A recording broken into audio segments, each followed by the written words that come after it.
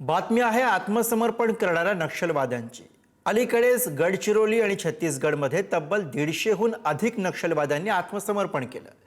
हे नक्षलवादी हिंसक माओवादाकडे कसे वळतात आणि नक्षलवाद सोडल्यानंतरचं त्यांचं जगणं हे कसं असतं बघूयात पुढारी न्यूजचा यावरचा हा खास रिपोर्ट।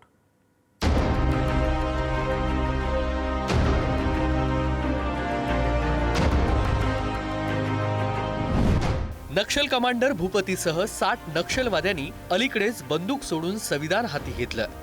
गडचिरोली आणि पाठोपाठ छत्तीसगडमध्ये देखील शेकडो नक्षलवाद्यांनी आत्मसमर्पण केलं।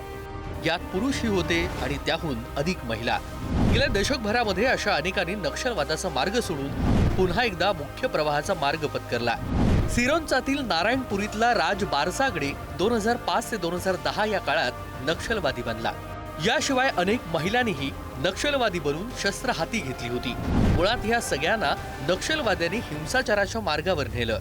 त्यांच्या गावात सभा घेऊन त्यांच्यावर प्रभाव टाकण्यात आला आणि हे सगळे नक्षलवादाकडे वळले। कधी थोडासा प्रॉब्लेम होते, दबाव होते माझ्यावर, ग्रामपंचायत चपरास होतो मी। नक्षलवादाचा थोडासा घरपट्टी वसूल पाणीपट्टी करता म्हणून नाही का माझ्यावर दबाव ठेवले होते। कुठे राहत होते तुम्ही? ते घरी गावी राहत होतो। आहे नारायणपूर कारसपल्ली म्हणून सिरोंच्या जेवढ आहे 3 किलोमीटर ऑपोजिट तिथं।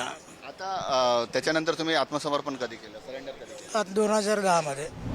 असं आमच्या गावात आता सिनेम टीम होता तिथं पाठीमध्ये, तो ते आमच्या गावात येत होतं सर आणि गाणं वगैरे मीटिंग वगैरे सांगत होतं, म्हणून मी ते पाहून आकर्षित होऊन मी दलममध्ये गेलो। संपर में पहली हमारा गांव में बहुत संख्या आते थे, नाच गाना करते थे, देखती थी मैं तो अच्छा लगता था मेरा को। फिर पानी उनी लेके जाते थे, तो वैसे करते करते गई हूँ मैं। पण या सगळ्यांनी बंदूक खाली ठेवून परत मुख्य प्रवाहामध्ये येण्याचा निर्णय घेतला तेव्हा सरकारनं त्यांचं पुनर्वसन केलं। स्वतःच्या घरात राहून नोकरी धंदा करून स्वाभिमानाचं जीवन ते जगू लागलेत। गेली काही वर्ष पुन्हा मुख्य प्रवाहात आलेल्या या नक्षलवाद्यांना आता लोकशाहीतला हाच मार्ग योग्य वाटतोय। वाट चुकलेल्या नक्षलवाद्यांनाही ते पुन्हा परत येण्यासाठी अनुभवाचा सल्ला देत आहेत। नर्वस झालाय, जागा वगैरे दिलाय, घरकुल वगैरे दिलाय, अजून नंतर लाईट मेटल मध्ये लावून पण दिलाय। नोकरी करते? नोकरी लाईट मेटल्स मध्ये एसी इलेक्ट्रिक टेक्निक काम करतो।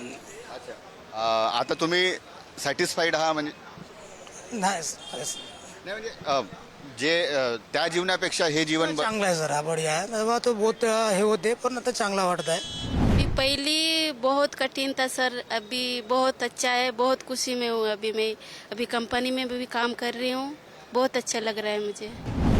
गेल्या काही वर्षामध्ये नक्षलवाद सोडून आत्मसमर्पण केलेल्यांचा हा सल्ला आहे।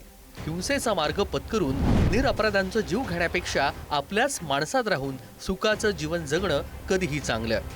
भरकटलेल्या नक्षलवाद्यांना याची जाणीव आता होऊ लागली आहे। म्हणूनच शेकडो नक्षलवादी आता आत्मसमर्पण करून संविधान हाती घेऊ लागलेत। जंगलात हिंसाचाराच्या मार्गावर होरपळलेल्या या सर्वांचं जीवन नव्या मार्गावरती उजळून निघेल अशी अपेक्षा करूया। जितेंद्र शिंगाडे, पुढारी न्यूज, नागपूर।